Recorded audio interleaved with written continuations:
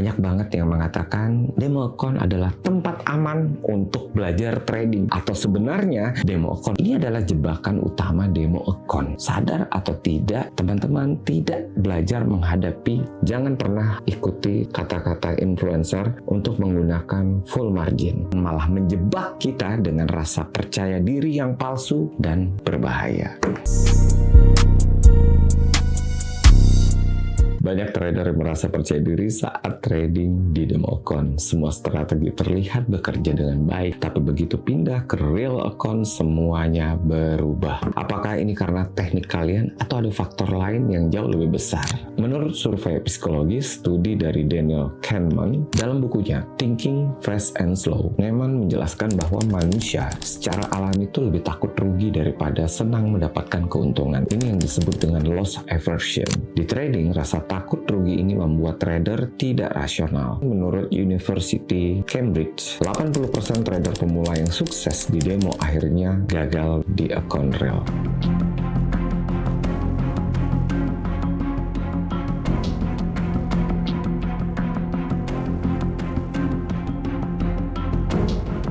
Welcome back di YouTube The Reva Journal, kembali bersama Reva Faruk sebagai host, dan kali ini kita di episode 117 di penghujung tahun 2024. Kita pengen ngajak teman-teman berpikir tentang satu hal yang sering kita anggap remeh banget tapi punya dampak besar dalam karir trading kita, yaitu demo account. Banyak banget yang mengatakan demo account adalah tempat aman untuk belajar trading, tapi apakah itu benar jadi alat terbaik untuk pemula, atau sebenarnya demo account malah menjebak kita dengan rasa percaya diri yang palsu dan berbahaya. Hari ini kita akan bahas secara mendalam apa kesalahan mendasar demo account, kenapa banyak trader gagal saat beralih ke account real, apa yang sebenarnya kita pelajari dari trading, dan bagaimana cara belajar trading yang benar. Di sini kita juga akan kasih tips tentang cara menghadapi emosi saat trading, so tonton sampai habis karena ini akan jadi pelajaran penting untuk perjalanan trading teman-teman.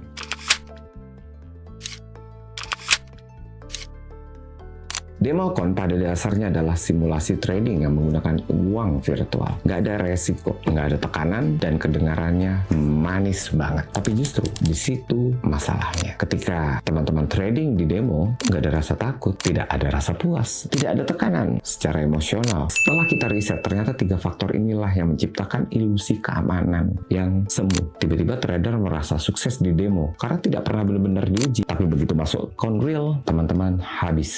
Salah orang klien kita juga ya, sebut aja namanya Rico. Dia menghabiskan waktu 6 bulan belajar trading di demo. Dia berhasil menggandakan dari awalnya $10.000 itu menjadi $50.000. Akhirnya dia coba dong masuk di real account dengan equity 5.000. Apa yang terjadi? Dalam 2 minggu aja dia udah kehilangan 80% modalnya. Kenapa? Pertama, dia overconfident, terlalu percaya diri karena sebelumnya udah sukses di demo. Kedua, over leverage. Dia lupa bahwa di real account margin call itu ada. Akhirnya apa? Dia tidak siap menghadapi kerugian yang berujung takut rugi pada next trade-nya. Ini adalah jebakan utama demo account. Sadar atau tidak, teman-teman tidak belajar menghadapi tekanan emosi yang real.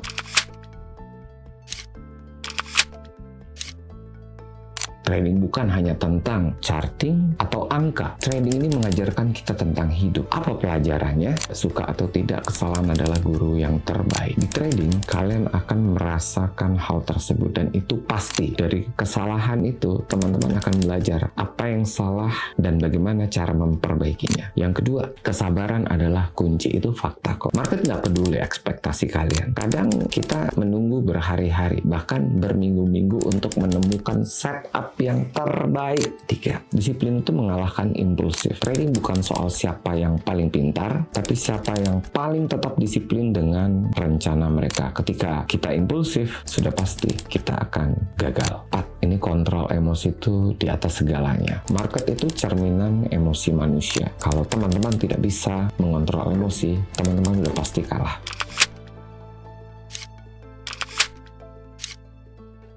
Emosi yang muncul saat trading, rasa takut rugi itu emosi paling umum lah. Ini sering banget kita bahas di konten-konten kita. Biasanya mungkin ruginya mengalami consecutive loss, begitu mau open lagi, rasa takut tuh mendahulukan logika. Dan ini sangat berbahaya. Yang berikutnya tuh serakah. Ketika kita merasa profit, kita cenderung euforia. Akhirnya apa? Over trade, over leverage. Keserakahan inilah yang sering berujung pada margin call. Berikutnya rasa penyesalan. Nah, setelah rugi, itu biasanya banyak orang yang merasa nyesel, mulai trading dengan emosi bukan logika. Ini yang disebut dengan revenge trade. Kalau ini dilakukan tidak dengan perhitungan yang baik, saya jamin itu bahaya banget.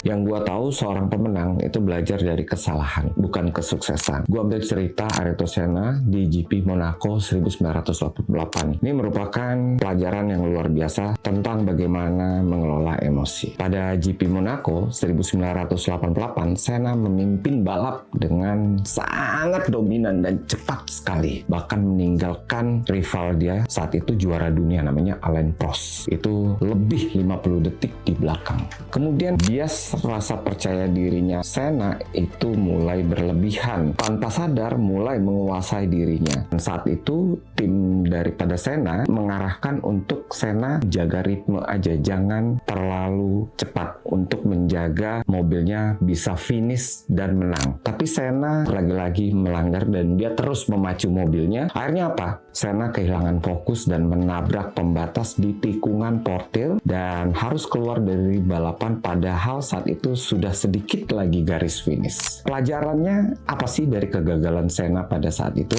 Emosi adalah musuh besar. Di momen krusial seperti kesombongan, overconfident, itu dapat menghancurkan semuanya. Di dalam dunia trading ini setara dengan terus memaksakan posisi meskipun market sudah memberikan tanda bahaya. Dengarkan rencana dan sistem. Dalam Formula One, instruksi dari tim itu sangat vital. Di trading, rencana trading, money management itu adalah tim kita. Mengabaikan sistem sama seperti Senna menolak bermain aman. Kejadian ini menjadi titik balik penting dalam karir Senna. Dia belajar dari kesalahan tersebut dan akhirnya berkembang menjadi pembalap yang lebih bijaksana. Kegagalan di Monaco tahun 1988 itu membantunya menjadi juara dunia pertama kali 1 tahun kemudian, tepatnya di 1989.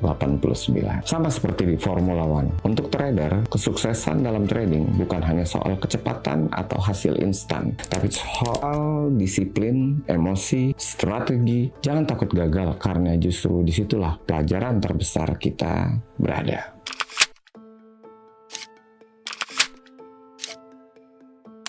Terus kalau ditanya solusinya apa dan tipsnya apa, mulai dengan real account, modal yang proper. Daripada terlalu lama di demo account, pindahlah ke account real. Ini akan memberikan teman-teman pengalaman yang nyata. Karena di sini teman-teman fokusnya untuk belajar menghadapi emosi. Ini adalah pelajaran yang tidak bisa diajarkan pada demo account. Yang berikutnya udah sering banget kita bahas, yaitu money management yang ketat. Karena teman-teman ada di real account, suka atau tidak, batasi resiko 1-2% per trade. Jangan pernah ikuti kata-kata influencer untuk menggunakan full margin. Trading itu tentang bertahan. Kalau modal kalian habis, kalian keluar dari permainan. Kemudian evaluasi diri secara terus-menerus. Buat jurnal trading. Jurnal itu buat evaluasi kok. Coba lihat, pembalap-pembalap itu mereka punya catatan kok. Di lap berapa mereka lebih cepat, di lap berapa mereka lebih lambat, di lap berapa mereka harus ganti ban, bahan bakar. Semuanya punya jurnal. Mulai disiplin buat jurnal. Catat setiap keputusan, hasil, dan emosi kita. Belajar dari kesalahan. Hadapi. Orang yang nggak berani menghadapi kesalahan, sorry to say, jangan pikir akan ada kemenangan. Nggak mungkin.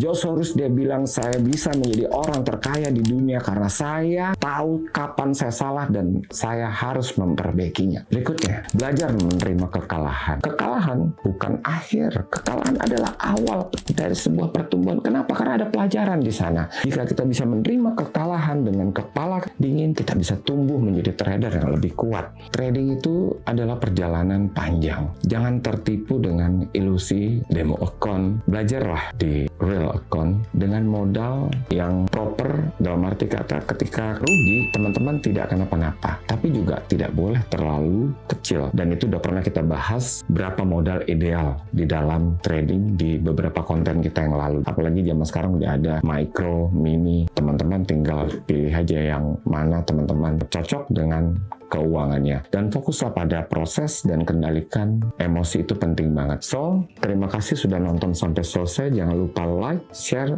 dan subscribe. Seperti biasa, Elevate Your Life. May Allah bless you all.